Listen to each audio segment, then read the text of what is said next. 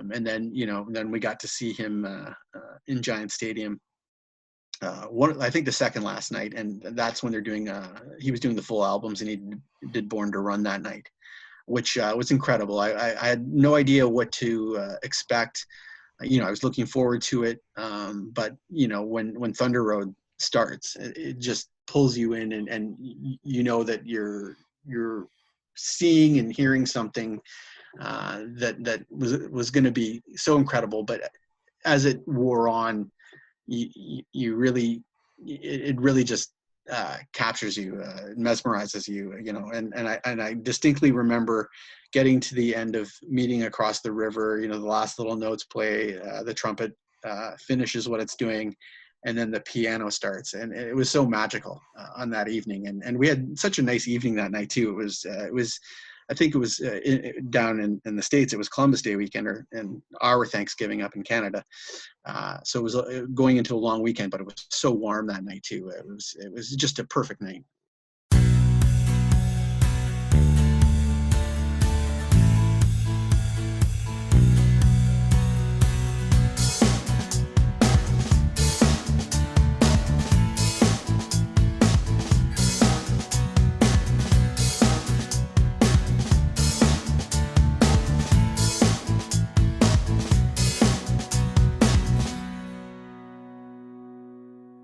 Hello, everyone, and welcome to a new episode of Set Listing Bruce, your podcast all about Bruce Springsteen, his music, and mostly his fans. I am your host, Jesse Jackson, and joining me today is a new friend, thanks to the magic of the internet. Donnie Garrow is joining me. Donnie, welcome to the show. Thank you. Thanks very much. And thank you very much for having me. Yeah, so I'm excited to hear your Bruce story. But to start out, tell us a little about yourself. Give us your elevator pitch, so to say. All right. Let me just take care of some of these things here that are coming up. So I am 44 years old. I live in Ottawa, Ontario, Canada. I grew up just down the road in a place called Peterborough. I guess in terms of my relationship to Bruce Springsteen. So that's been ongoing for, I got to say we'll say 34, 35 years. Very nice. Maybe even longer. So that began, we'll say, back in the mid 80s. Strangely enough, I guess it happened through another odd relationship that I've had through my life with professional wrestling. So okay, I'm gonna look forward to how we connect those two. Yeah. I always love I love all my guests, but I always have a great time talking to my friends up north in Canada. So I was very thrilled you're here and joining us. Well, Donnie, I always like to start at the beginning. Okay. So you mentioned you grew up kind of near there, but talk about growing up. What kind of music did you listen to as a kid? Was your family into music? Oh gosh, yes. So my dad is very much into music. It's one of the things that I think we grew up around a lot. So and his taste in music is very much rooted in rock and roll, jazz, blues. So we had music around us all the time, especially in the car. I guess as many people I guess would have been exposed to it. My dad made a lot of mixtapes, so we had it all. We had Elvis, we had Chuck Berry. We had, I remember very much Fleetwood Mac being on the radio or on the tape player or on the stereo a lot. And that's just the cusp of it. So there was so much music around us, and of course one of those things that I started to hear was Bruce Springsteen. But as I mentioned, I came through that through other exposed to Bruce through other media as well. So what time period is this? What year is this when you're young and with your family?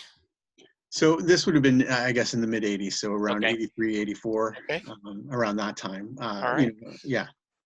And how about like I graduated high school in 1977, so I'm older than dirt.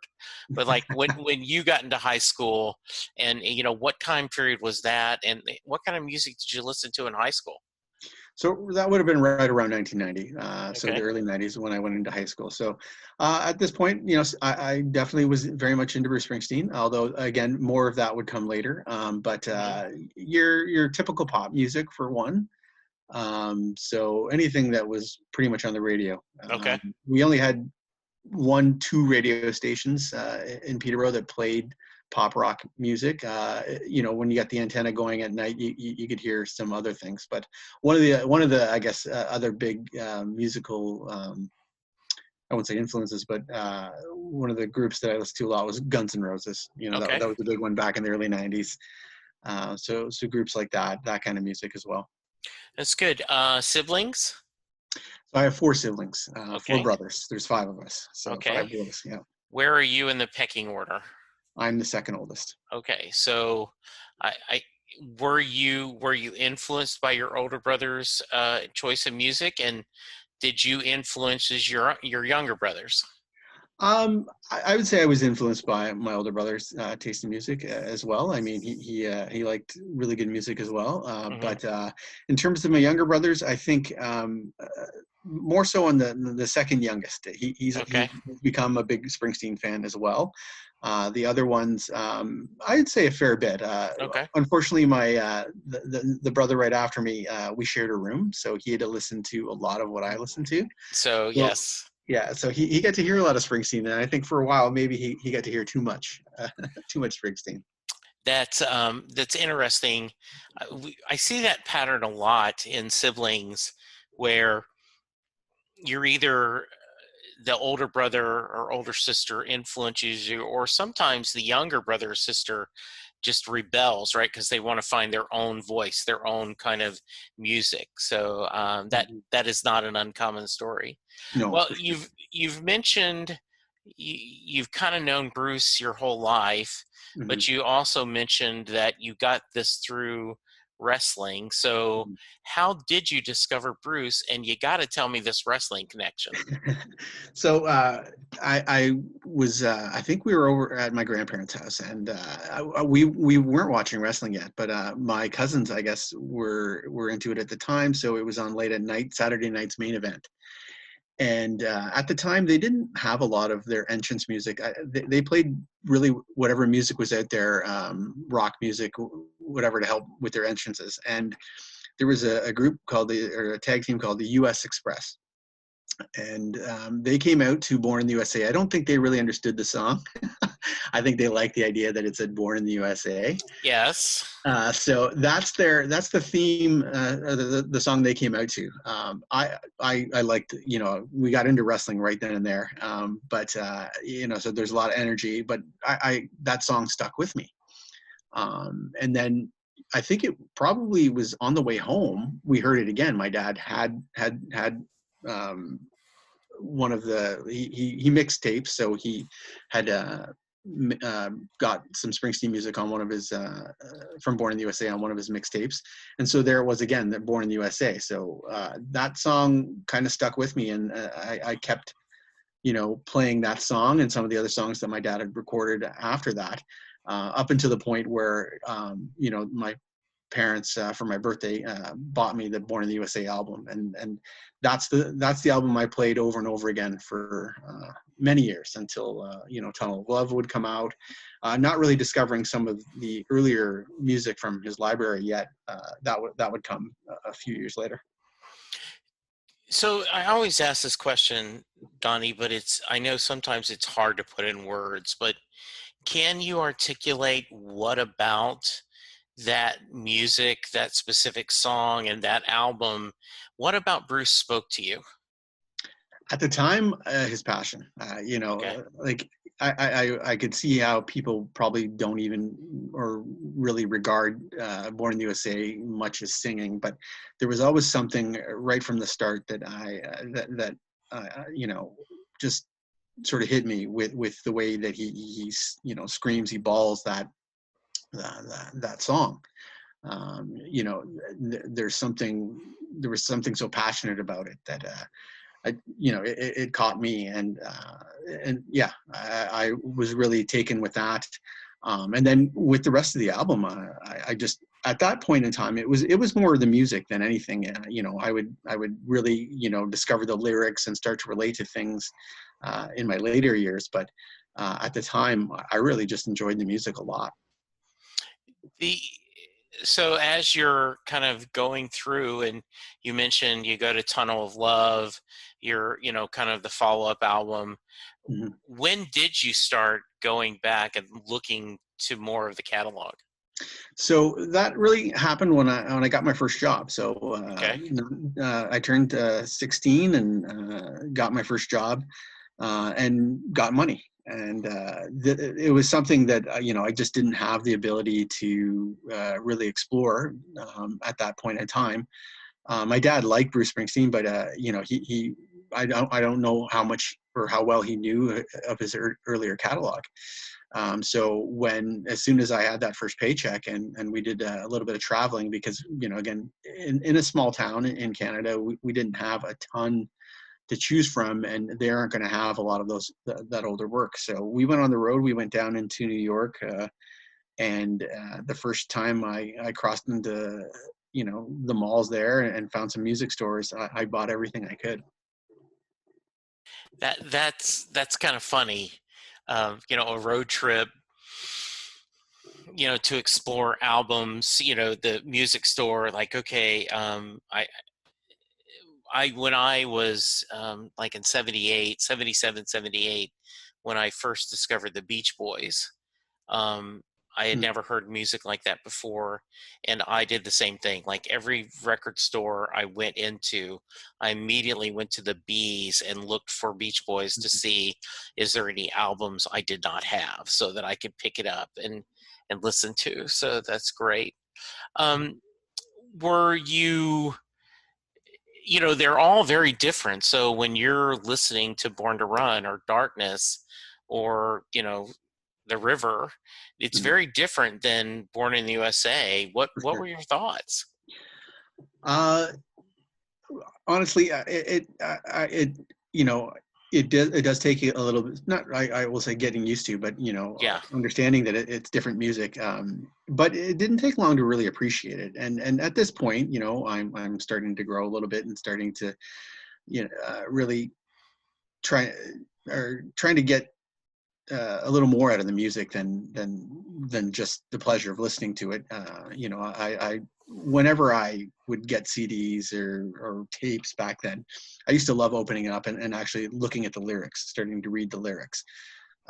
So being able to read along with those and try to understand the song from a different perspective, that really started to forge a connection. So with these new albums, it was really just a chance to explore, and that diversity started to reach out. Some of the albums, like the earlier ones, The Wild and the Innocent and Greetings from Asbury Park, I didn't really gain an appreciation for those until way later.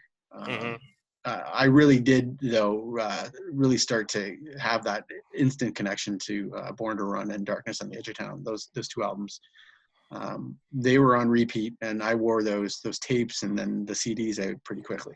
That's great.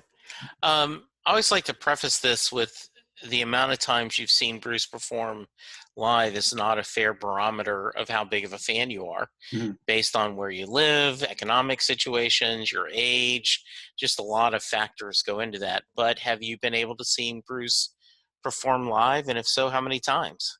Gosh, I tried to count. It's not as many as some, obviously. I think I was at 8 or 9. Okay. As of the last time I went. So it's been a while, but yeah. Sorry, go ahead. What was your first show? So the first show was the Ghost of Tom Joad tour. So he was by himself. Okay. So I missed the chance to go with the, we'll say, the Human Touch Lucky Town band in '92. And, that was kind of a big regret at the time, but so got that chance in early '96 to go. So we went to see him, my brother, my dad, and a friend of my brother's. We went to see him in Toronto. That was the first show, and that was obviously going to be a much different show from what I would see years later. But Right. it was still it was an amazing show, and that experience, even if it's not the Street Band, the full experience, so to speak, Yeah. it was still incredible. Yeah.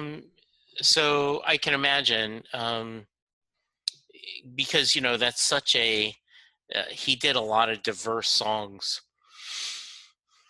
during that tour, Mhm. and so I bet that was kind of important. When did you see him with the band for the first time? Not till 2000. Okay. So he came to Toronto and did a double or two concerts back to back. Mhm. So I went to see both of them. It was interesting.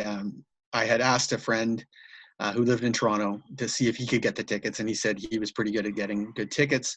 So he endeavored to do that. We both seemed to go out, even though he was living in Toronto, that the same night before, and I think both of us had the same idea in mind the night before, which was to drink as much as we could. And so I woke up the next day, called him, just to see if he was making his way down there, and he had slept in. Oh So no. yeah, so he's like, "Listen, I'll see what I can do. Hope against hope that we can figure something out." And I was a little upset, so I drove down to the closest Ticketmaster, which was about 45 minutes away in another small town, and stood in line and got tickets for the first night, about as far back as you can possibly be in what was then the Air Canada Centre from the stage. Got home, called my friend, told him, listen, I got some tickets. And then he interrupted me before I could even get any further and said, "Are you sitting down?"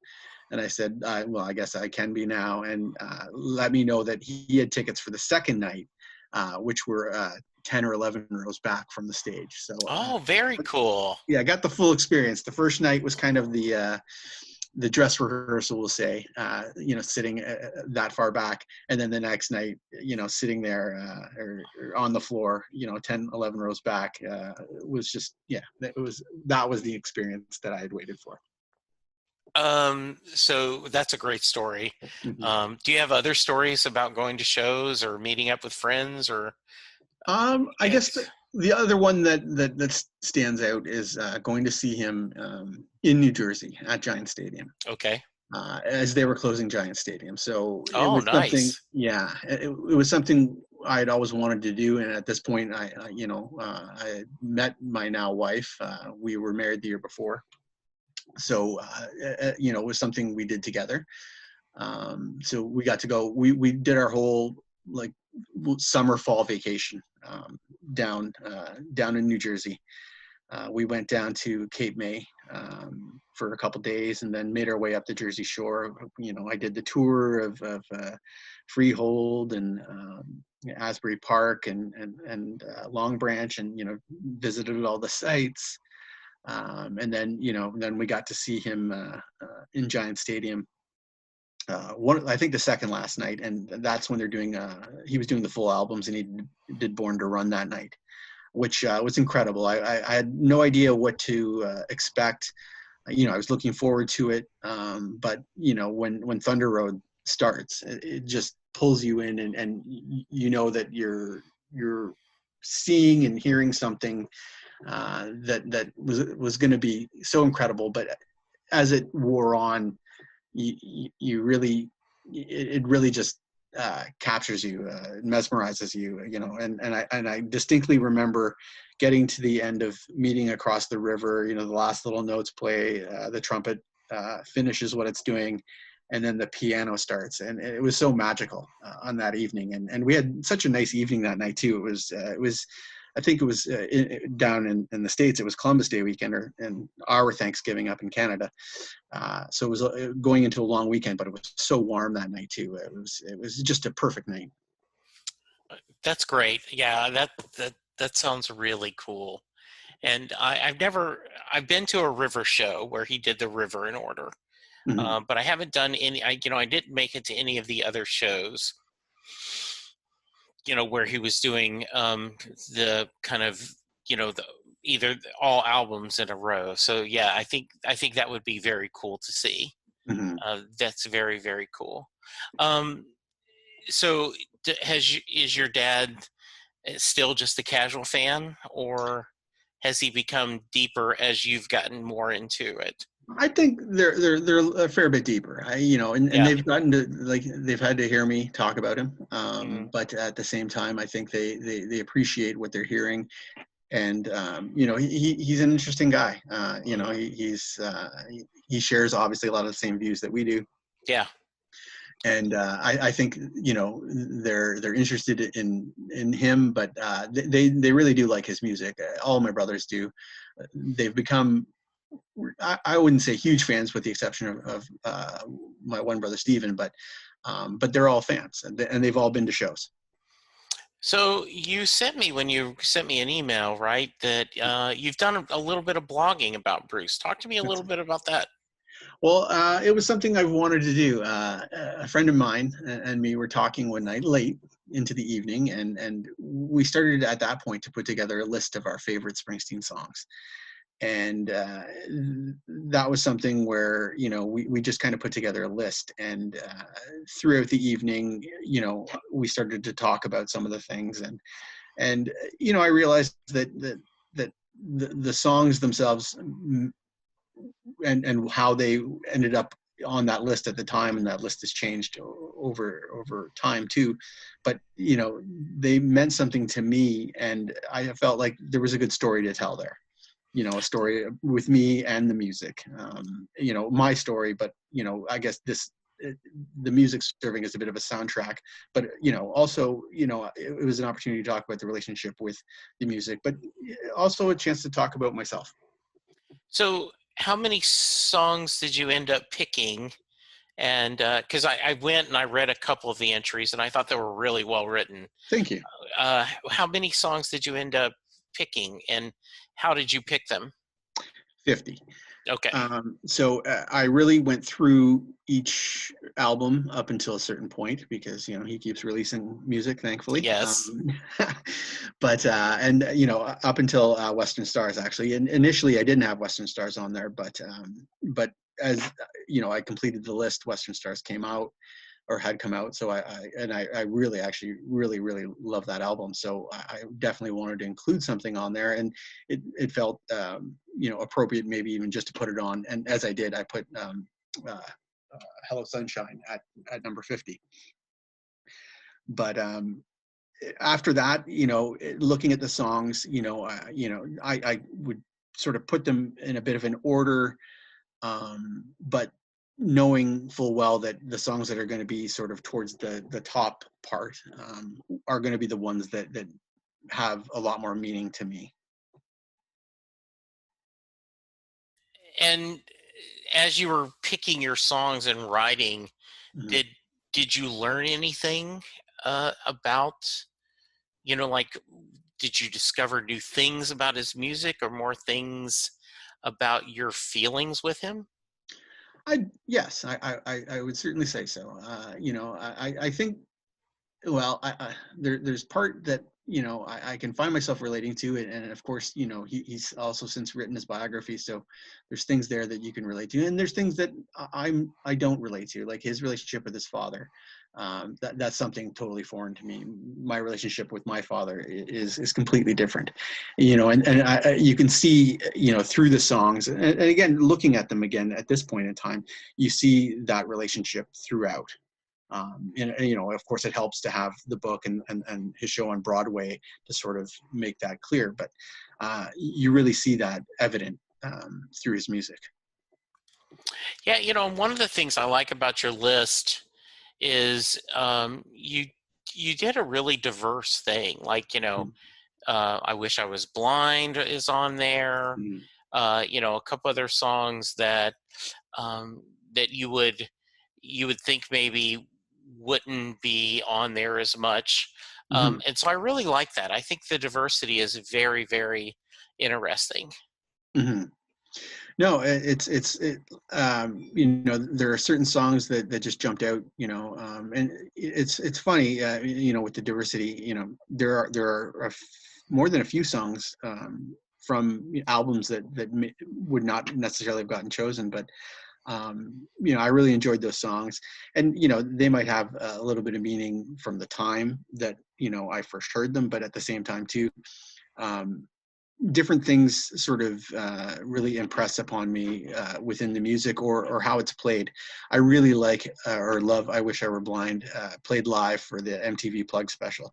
Hmm. Um, I love his solos, and the way he plays his music. It's almost the same way he sings. It's there's just such a passion in there, and the guitar solo with "I Wish I Were Blind" at the end for the live album is just it just tells a story itself, and I love that. So, because I read your blog, I understand you tied a little bit of Bruce to your children. Yes, I did. Yeah. So they So explain that, and then I wanted to know how hard of a discussion was that with your lovely bride? so their middle names. Then they have two middle names. So my son, our firstborn Isaac, his first middle name is Donald after me, and then his second is Bruce. Okay.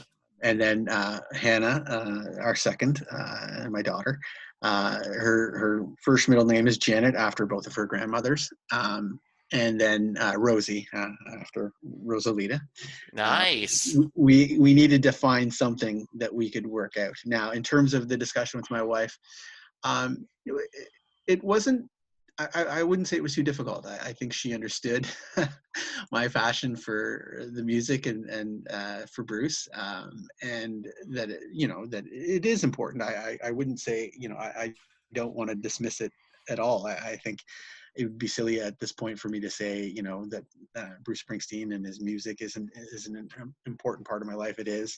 So she really understood that, and so adding that and putting those there or as part of their name wasn't really all that difficult. And in fact, even in talking with friends and family, uh, most people didn't even really bat an eye. I think they understood me and understood that was something that seemed inevitable. Well, and I think what's kind of cool, Donnie, right, is you know, you're doing two middle names. So, there you can technically only 25% of the name is Bruce influence. That's The right, other 75%, we can do whatever we want, right? So I think that's fair. for That's sure. pretty cool. Um, I that's very interesting. When we were having our son, way back in '89 when Chris was due. Um, we, I, as I talked about, I love the Beach Boys, and so I was obsessed with Brian Wilson. He was my first passion, Hmm. and so I really wanted to name Chris Brian. Mm. But Brian was my wife's first boyfriend, Oh and no. that later um, found out he was gay, and she's like, there's just too many memories with Brian. Like, Hmm. can we do something else? And so we ended up on Chris, because with your last name is Jackson, a lot of names are just immediately, you can't do Andrew. You can't No. do Michael, you know, you can't do Reggie, Oh gosh. So yeah, and I certainly didn't want him to put it with Jesse again. I did not want another. My father was a Jesse Jackson, and I was like, no, no, no, we don't need three generations of civil rights leaders. So yes, For so sure. you've kind of talked about this, but share a little bit. What are some songs that have meant a lot to you, that have played a part of your life and kind of maybe your family life? Share and tell me a few stories about that. Well, I think one that I'd point out is "If I Should Fall Behind." It was one that again I really liked right from the start, and I remember having a conversation with my dad. He really liked the song, and said that that's a song that you play at a wedding, and that kind of stuck with me. And as I met my wife and we began dating. One of the things that we connected early on was Bruce Springsteen. She had heard me playing it. We met at work, and I was allowed to play music at work. So I played his albums quite a bit, as you can imagine. And she took a liking to it. And as we kept talking, because I had moved away for a bit, we would talk about his music, and apparently she would play it when she was still there. But so that song had always stuck with me, and as we started dating and things got serious, we would hear it, and when we started to talk about marriage and getting getting married, that song was one that we had eyeballed as to be our song, our first song. And sure enough, of course, it really wasn't much of a discussion. When it came time to pick a song that we would dance to for our first song, that was the song.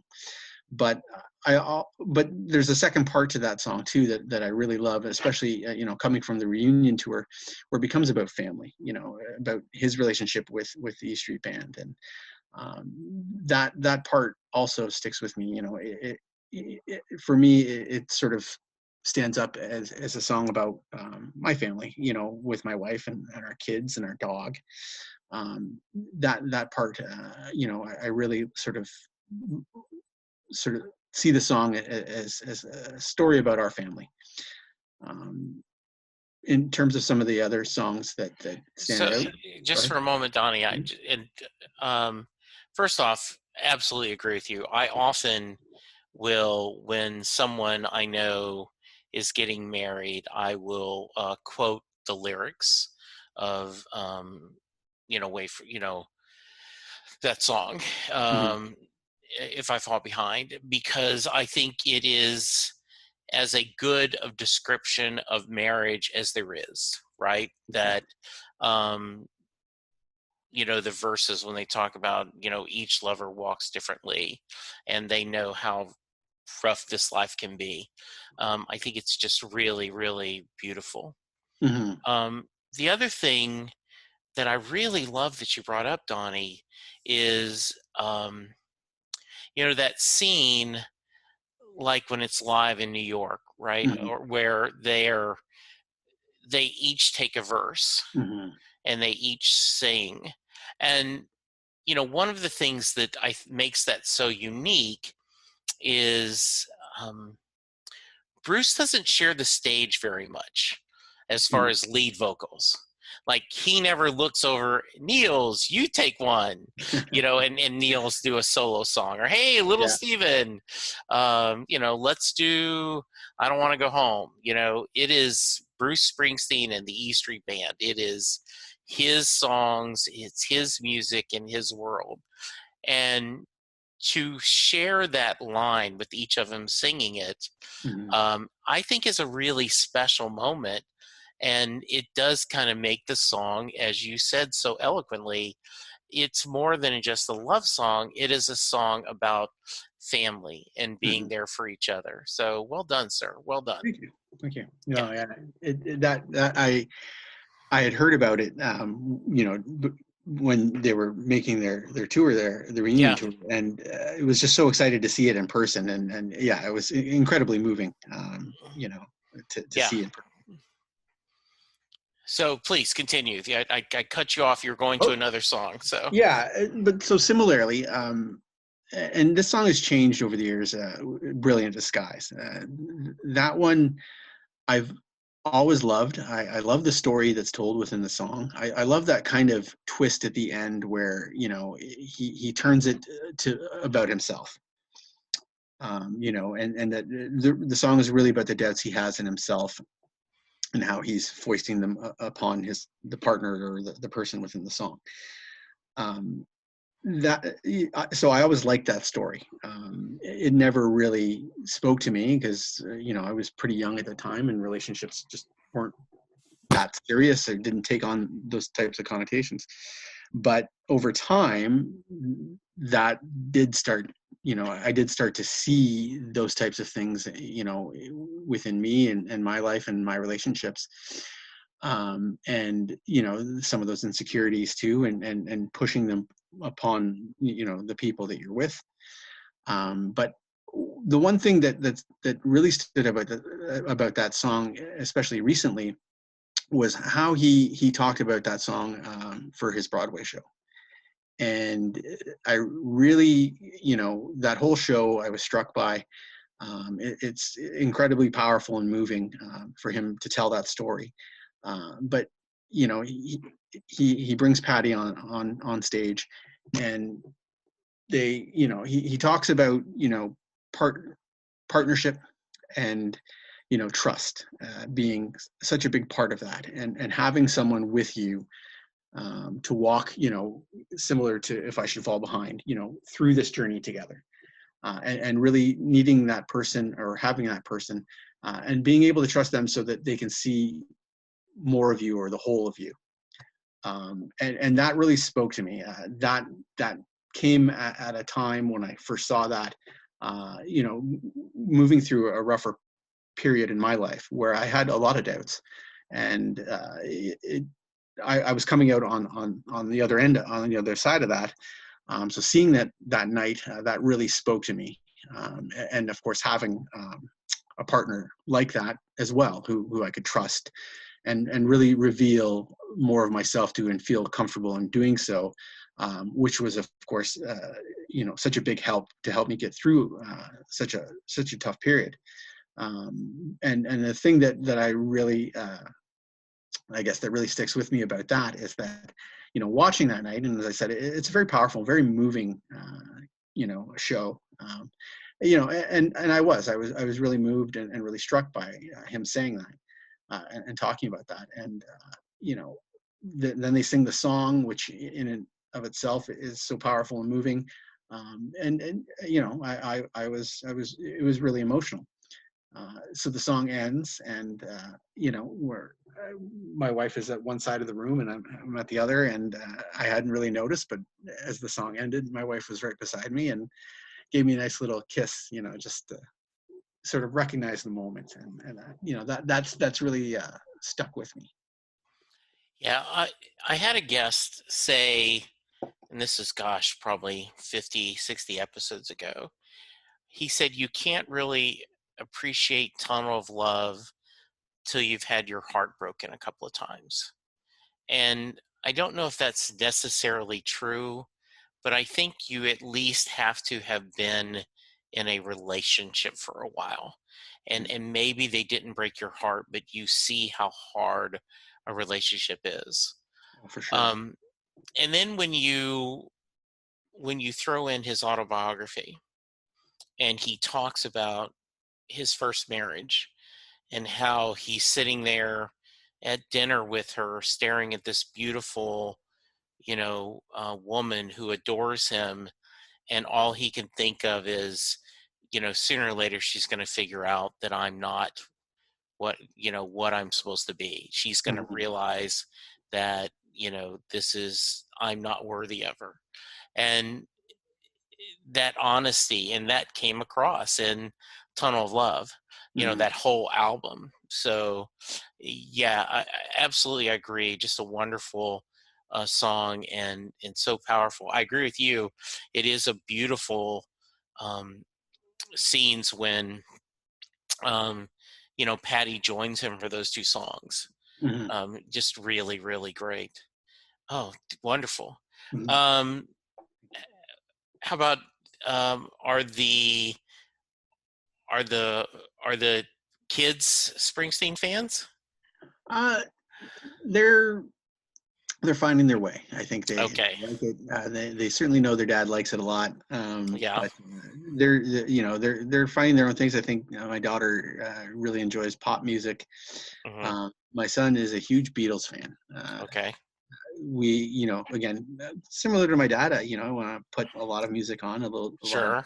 but somehow the Beatles caught his ear, and he's huge into the Beatles. Yeah. But his musical taste continues to evolve too. It's really fascinating to watch it. It's I really appreciate though the way that he's taken to the Beatles, which is Sure. I more. mean, yeah. Yeah, they're older than Bruce. So. Yeah, exactly. Yeah, I didn't know if there was maybe a couple of songs or something when they were younger they enjoyed hearing that, kind of the same way you loved Born in the USA. They might love Hungry Heart or, Dancing in the Dark or Waiting on a Sunny Day. Just something that's a catchy pop song that they might like you to, you know, to play over and over again. So that happens sometimes. Oh, for sure, and not like and not like I think they, I've played those songs for them, and they definitely do like them. But the one that stands out is when Isaac was just very young still, um, so not quite one. Wrecking Ball came out, and he was on Jimmy Fallon the week before, I think, the release, and did I think he was there the whole week, and so he did a few songs, including the song "Wrecking Ball," and I remember recording it and watching it that night, and then watching it the next day, and as I was watching it the next day, Isaac was upset, crying. Before I had put it on, and I'm like, okay, I just want to put the song on again and watch this, and hopefully he'll settle down. And as I put it on, he stopped crying, and he seemed to be engaged with the song. And this went on for, I would say, probably at least another year, where whenever he would get upset, I could put that song on, and he seemed to stop. He seemed to be, taken with the song, uh, and it seemed to calm him down. So that was really interesting. That was a treat for a little while. Yeah, that's great. And I could see that, right? Like that, give me your best shot. Let's see what you've got, that, and that there is that drama in that, right? Like that you can see in your mind and hear Max slamming on the cymbals and the drums. And, so yeah, I could see how that would be a fun song to hear and to, engage someone. Oh, that's great. Mm-hmm. So I meant to ask, I usually do this earlier, but how are you guys doing with the pandemic? We're doing pretty good. Things are relatively okay. I mean, just like everywhere else, we're having that second wave come through up here. I don't know how it is relative to various places within the United States, but we're managing, and personally here in the house, we're doing pretty good. The kids are doing the homeschooling. Just felt it was better, safer. We're both in a lucky position, me and my wife, to be able to work from home. So we're really managing. We have family nearby. We see them, not as much as we would like, or the way that we would like, but at least we're still seeing them, and everyone's healthy, knock on wood. But yeah, it seems to be, managing, day by day, as most are. How did you guys handle Thanksgiving up there? Um, we kind of did things, as best we could. There was some Zooming. My brother made a turkey, and then we were all able to pick some of the turkey up and take it home and have some of that. So I mean, there's still a sharing of a meal, which was wonderful, and that's really how it worked out. Now, mind you, I don't know that everyone followed those same guidelines, because I think what they're fearing down for you guys this week has really come to pass up here. That's what really, I think, not to scare folks, but that's what I think they're really tying to what we're now seeing in terms of numbers. Yeah, we're and as we're recording this, listeners, this is the Tuesday night before Thanksgiving here in the U.S. and by the time this will be December when it comes out, probably, and um, so we're being very careful. It's my wife and I, our adult son is coming over, and he had been He didn't move. He spent most of COVID, the original of 2020.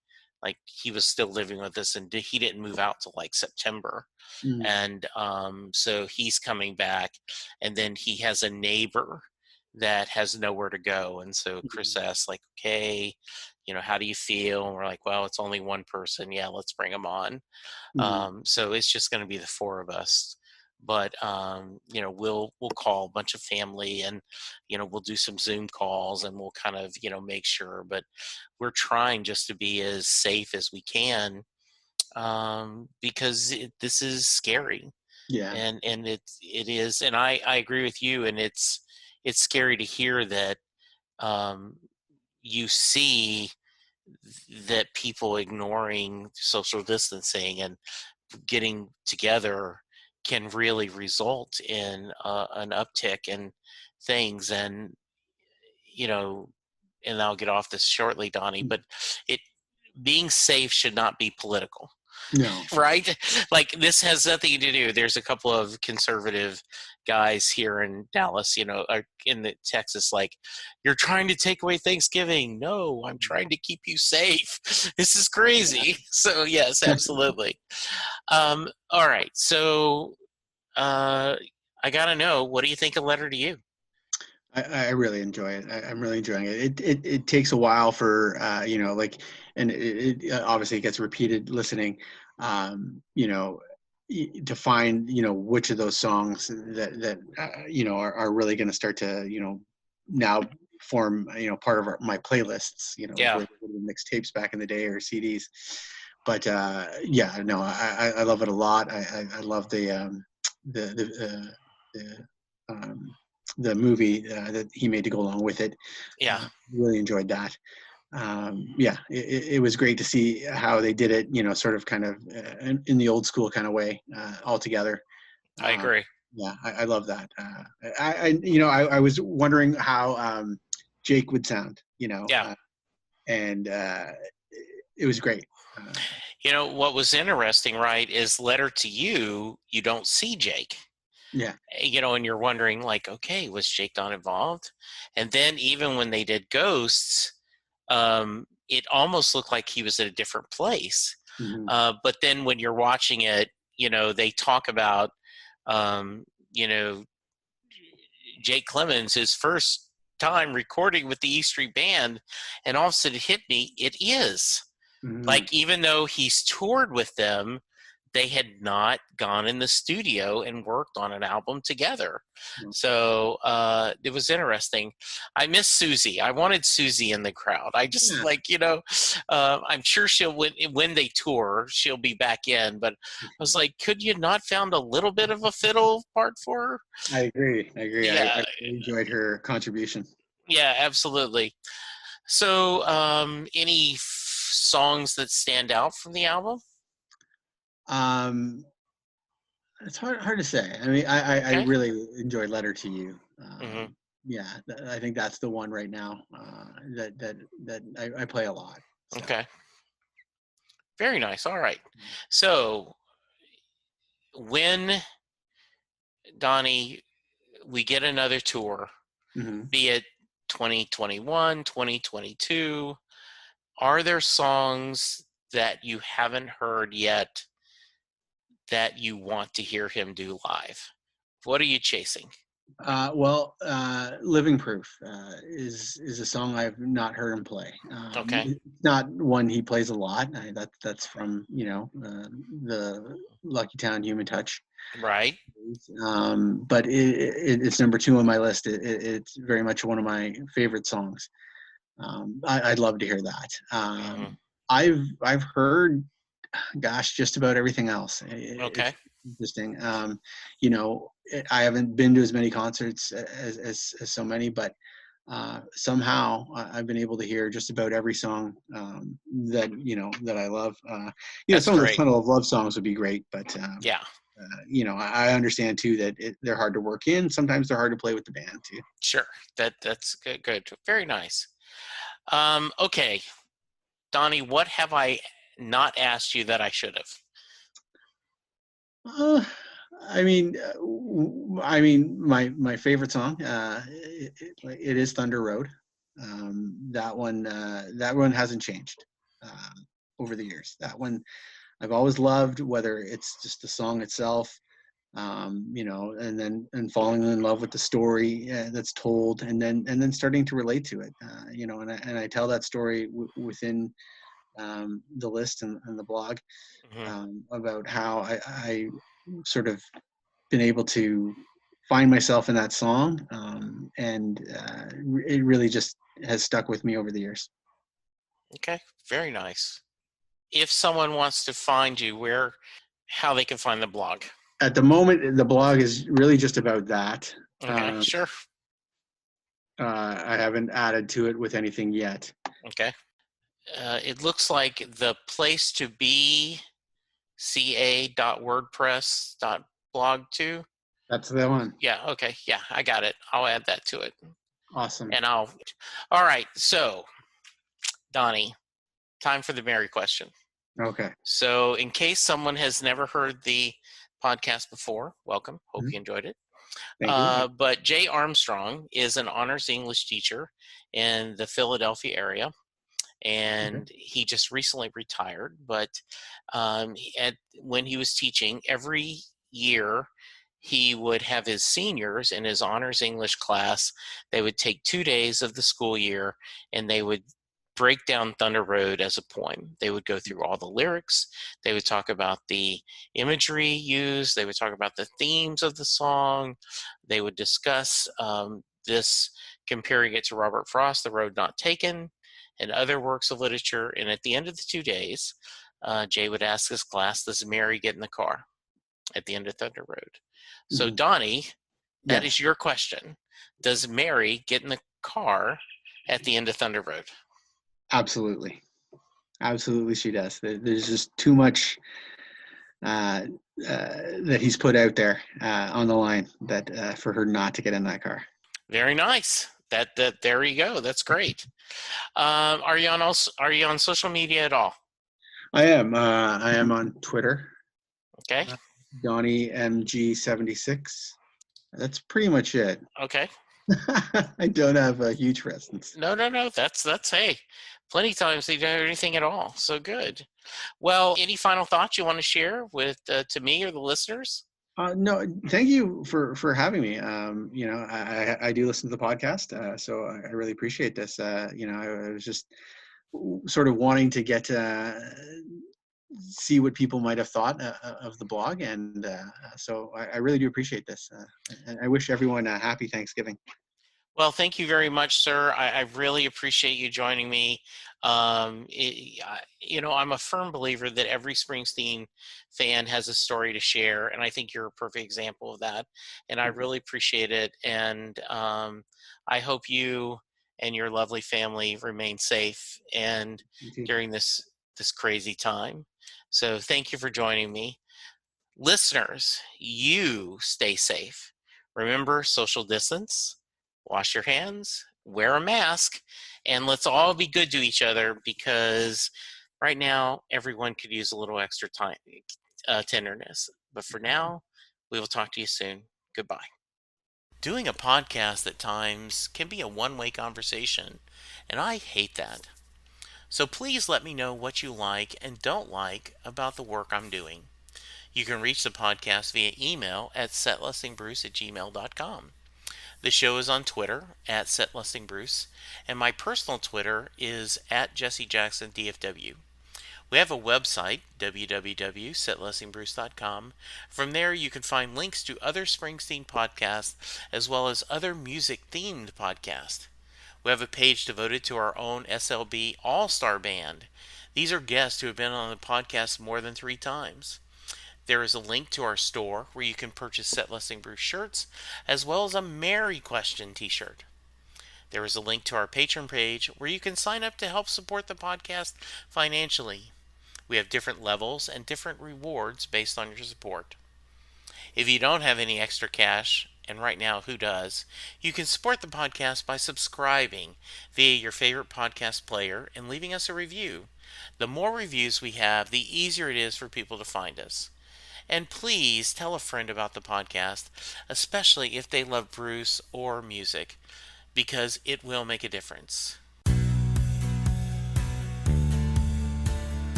You just heard the fun talking, hard rocking, music loving, album ranking, fan thinking, joy spreading, lyric reading, story sharing podcast that is the one, the only Set Listing Bruce. Set Listing Bruce is part of the Southgate Media podcast group. The theme for Set Listing Bruce was written by David Rosen, used by permission.